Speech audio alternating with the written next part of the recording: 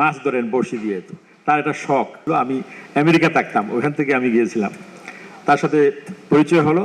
তারপরে ক্যালিফোর্নিয়াতে আমি, তখন আমার জীবন শুরু হয়েছে মাত্র 1986-এ খুব সম্ভবত উনি গিয়েছিলেন ক্যালিফোর্নিয়াতে। সেখানে তাকে নিয়ে আমি একটা বড় একটা অনুষ্ঠান করেছিলাম। তখন তো আর অত বাঙালি ছিল না, তখন প্রায় 300-র মতো বাঙালি ছিল। তো প্রায় সবাই আসছে, ফ্যামিলি সবাই আসছে সেখানে। বেশিরভাগ আমরা স্টুডেন্ট ছিলাম সেখানে, লেখাপড়া করতে যারা গেছিলাম।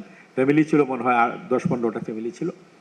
তো সেখানে হাদি ভাইকে নিয়ে আমরা অনেক সারাদিন ঘুরেছি, হাদি ভাইয়ের গান শুনেছি। সবাই অত্যন্ত উৎফুল্ল ছিল, মনে হয়েছিল যে হাদি ভাই বাংলাদেশ, সেখানে ক্যালিফোর্নিয়া, লস অ্যাঞ্জেলেস, হলিউডে।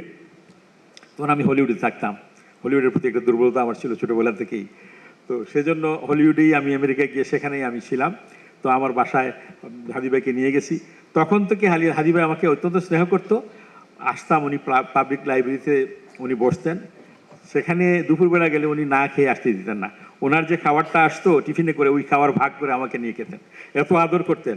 আজকে উনি আমাকে চিনতে পারেনি প্রথমে, এখন বললো হেলাল আমি তোমাকে কিন্তু চিনতে পারিনি। আমি বুঝতে পেরেছি অনেক গ্যাপ হয়ে গেছে, অনেক দিন দেখা সাক্ষাৎ হয় নাই। হাদি ভাই গানের মানুষ, গান নিয়ে তিনি থাকেন। আমার সাথে একজন প্রয়াত সুরকার সবল দাস, তো তাকে নিয়ে আমি বোম্বেতে ছিলাম, একটা ছবির উনি গান সুর দিয়েছিলেন। তো সেখানে আমরা প্রায় এক সপ্তাহ ছিলাম। প্রতি রাত্রেই কথা আসলে হাদিভাইয়ের কথা উঠতে হতো সেখানে। হাদিভাই কিন্তু, অনেকে জানে না, হাদিভাই কিন্তু অনেক সহযোগিতা করেছেন অনেক সুরকারকে সুর দিয়ে, তিনি সুরকারও আছেন। এবং হাদিভাইয়ের আরেকটা পরিচয় আছে, উনি অত্যন্ত শৌখিন একজন বড়শি, উনি মাছ ধরেন বড়শি দিয়ে। তো তার একটা শখ, তো সেটা আমি দেখেছি এবং তার কাছ থেকেও শুনেছি।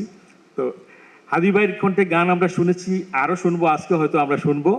আমি উত্তরোত্তর তার জীবনে আরও সুন্দর হয়ে উঠুক, আরও অনেকদিন তিনি আমাদের মধ্যে থাকুক। এবং আমি আশা করব, তিনি অনেকবার পেয়েছেন জাতীয় চলচ্চিত্র পুরস্কার, কণ্ঠশিল্পী হিসাবে 21 পদক পেয়েছেন। ইনশাআল্লাহ তিনি দেখে যাবেন, আমরা তাকে নিয়ে খুব শিগগিরই আমরা যে সবচেয়ে বড় যে পদক, যেটা যে স্বাধীনতা পদক, সেটাও তিনি গ্রহণ করবেন, আমাদের সরকার এটা করবে, এই আশা ব্যক্ত করে তার দীর্ঘায়ু সুস্থ জীবন কামনা করে